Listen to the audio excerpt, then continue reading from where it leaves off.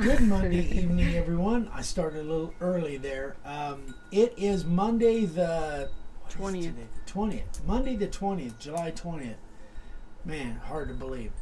The year is just flying by. I hope you guys had a great weekend. We did lots of stuff. We've just been super, super busy.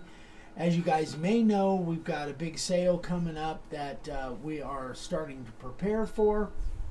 We will be announcing that on Friday of this week on the YouTube Live. So be watching for that. And I think it might be something you guys are interested in. In the meantime, what did post this morning? Oh, the first part of the actual Freedom Eagle. I got so many videos going on. I'm trying to keep them all straight. So you guys seem to like that. I got a lot of great comments. Appreciate that. Appreciate you guys watching over on YouTube as well as here on Facebook. And let's get into it. So I know you guys got other things to do. We got people coming in, I'm assuming. Good. Mm-hmm. I know you guys got other things to do. So a couple quick questions. This is one that I've gone over a few times in the last, 5 years or so, but I haven't done it in a while. So Brian asks, he says, I saw an older video on what you do about cleaning the ink off the letters. Do you still recommend using gasoline? In the video I saw, I don't think you had started using the wood material that you use now to make the letters. So what he's referring to is back in the old days. Right now we make all of our layout stuff out of 1/8" Baltic birch, but when we first started we actually made them out of and many of you guys know this, made them out of hardboard, 1/8" hardboard, laser cut. They were all laser cut. And when we did them out of hardboard back then, we were only using ink. We were only using the Marsh ink, and we suggested that you clean them off with gasoline because paint thinner, acetone will not touch this stuff unless they've changed the formulation of it, but I don't have any indication that they have. Bring your mic over. Oh shoot, what's a mic tone clear over there? So yes, we still absolutely suggest to clean these off, clean the ink off with gasoline. Now, they say that you can clean it off with, I think, naphtha. I don't know. The printing on here is so stinking small, I can't read it. I can read that print, but let's see. It doesn't say. It says in the really, really, really tiny print. Anyway, gasoline is what we suggest, and it makes no difference whether it's the old hardboard or whether it's the new Baltic birch. The Baltic birch actually is better. Now, since that video, we have been using primer as well. And with the primer, you can just use paint thinner. Paint thinner, mineral spirits, I think, even does it. So paint thinner if you're using primer, gasoline if you're using the ink. And obviously safety precautions on both. Just be careful. Now, I did an experiment on a video a few years ago, Coffee and Questions 7/6/2016, and you'll see that I did the experiment with both of these. So go watch that video, and that will tell you. So that was just kind of a quick update that people that haven't seen those videos, I wanted to... Walter Christensen asked if you've tried diesel fuel. Wally, I have not tried diesel fuel. Not for cleaning this stuff. I don't know. It's very possible. I just don't have a lot of diesel fuel sitting around. We just don't have any diesel machines sitting around here. But we got plenty of gas engines and we got gas cans. But no, I don't know, Wally. I really don't know. Give it a shot and let me know. I'm always learning too. All right, that is that. Next question. This is from Matthew. Now this one's interesting, and this one is, he wrote me an email and he said, I have a question for you. I've been making signs with the cedar fence pickets from Home Depot, and it doesn't matter if I use a profile bit, a 60, a 90, the wood keeps snagging and pulling the bit and messing up my work. Also, the cedar feathers really bad around the routed edge. Help. I'm pulling my non-existent hair out as we speak.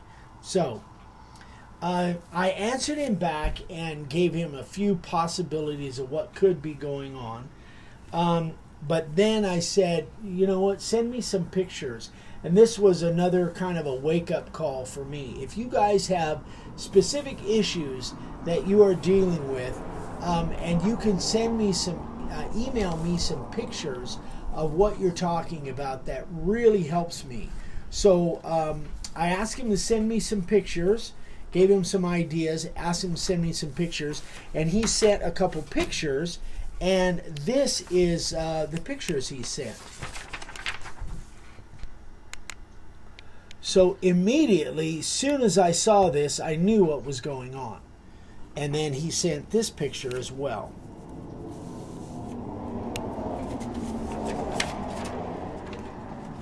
Which, to be honest with you, that is not holding a bad line.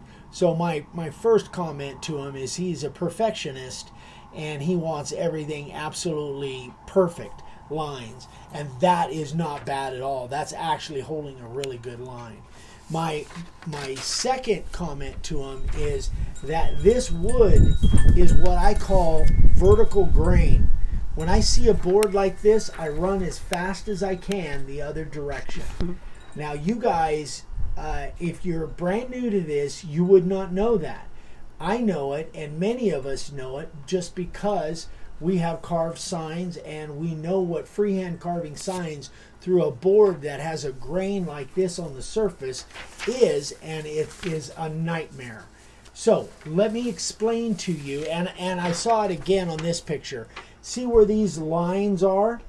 These dark lines? And so what happens is, in between the grain, that just happens to be where I can see, in between these grains it's super soft, and on that grain it's hard. So that makes it very difficult to keep a straight line. So let me show you, and first of all, I want you to write this down and go watch this video. I did, let's see, yes, go watch the video, Coffee and Questions 7-8-15. If you go watch that, I've taken some screenshots off of that video, and this will help you. So what I mean by vertical grain and horizontal grain. This is a vertical grain. I've just drawn some lines because the picture is kind of fuzzy. If you see a grain from the end of the board that looks like that, don't use it. You won't like it. What happens is, in between the grains it's soft, and on the grain it's hard. So when you try to carve it, it's going to be, and you guys that have done it, you know exactly what I'm talking about. This is what the surface of that board looks like. So I can hold a pretty good line with it, but anybody that doesn't have super sharp bits or has been doing this a while, that has some control, is going to have a tough time. So that is the kind of board that you do not want. You don't want that. And if you see this on the surface of the board, chances are it's going to be tough. If you see, this is what I normally do. If I see this on the surface, then I look on the edge and I look and see if it's vertical grain. And if it is, then I do not use it. This is what you're looking for. If you see a board that doesn't look like that, but it has what I call a flat grain or horizontal grain, basically the grain is running from side to side, that's more of what you're looking for. You won't have the issues with the soft, hard. General. These are all general rules, guys. Nothing is set in stone. You might still have issues, but basically I look for a board that has a flat grain like that, that's running side to side on the board, and that's going to be a much better, easier to hold a line. Tessa says it's like going over speed bumps. Who says? Tessa. Yeah. And Sophia says, hi, Papa. Hey, Ophi. So yeah, and that's exactly right. It's like going over speed bumps, out of control. So that's what I answered him back. But that was a perfect example. If you guys have issues and you're having a tough time explaining it, send me some pictures. That always helps. If I'd have got those pictures right up front, I'd have known immediately what it was. But I was trying to go over process of elimination. Pictures is always the best way to get me issues that you guys are having. So, questions on any of that? Well, no, not that. Frank asked if you got his email last night. He said you didn't reply, which is quite out of the ordinary. Makes me think the email did not make it to Arizona. What was it about, Frank? The slab? Your big slabs? I thought I answered you on that. Yeah, you showed. Is it okay, Frank? Let me ask you: is it where you showed me the layout on your big oak slab? I did answer. But anyway, send it to me again. But yeah, I did answer you this morning on a. I'm sure I did, because I looked at your layout. Is he answering back? No. Oh. Jay Burby says, when you use a cedar fence plank, do you pre-sand before sanding sealer, or do you put sanding sealer on it liberally? I do not put sanding sealer on my cedar boards. I only put sanding sealer on pine. The reason is the bleeding issue. Unless you have a propensity to really pour on the black spray, you should not need sanding sealer for cedar. But I do sand I don't have a piece of cedar here, but I do lightly sand the front of the cedar boards, because generally they're rough. Some of them I have to sand a little bit more. I don't run through a planer, but I do sand them. Oh, the dragonflies are all over the place. Frank said the 1.5 letters carved inset. Yes. 1.5 letters carved inset. Yes. Oh, you were asking me if you thought you should use this 60-degree bit or the profile bit, I think. Oh yes, because you wanted to do a flat background on the inset letters. That now it's coming. Yeah, I answered you on that, but I'll answer you right now, Frank.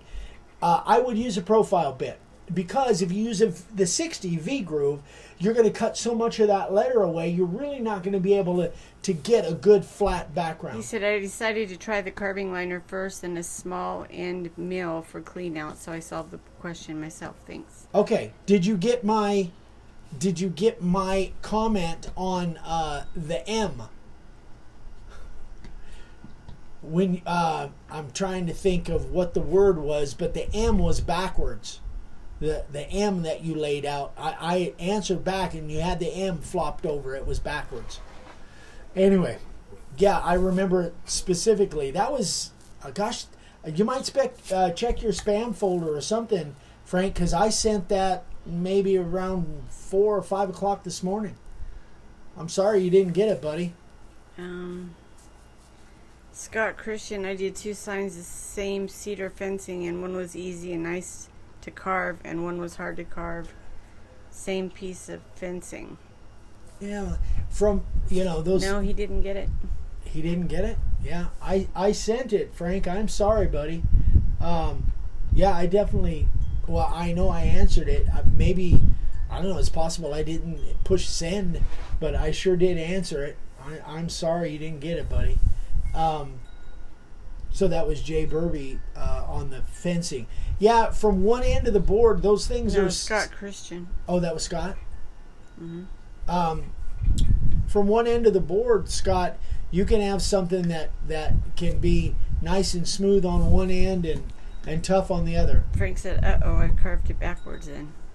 Uh-oh. He's going to look in his spam. So, you can always thicken that up, because what happens is that M, it should have the skinny leg on the left, and I think you had the skinny leg on the right. So you can always thicken that up, and nobody notices that stuff but me.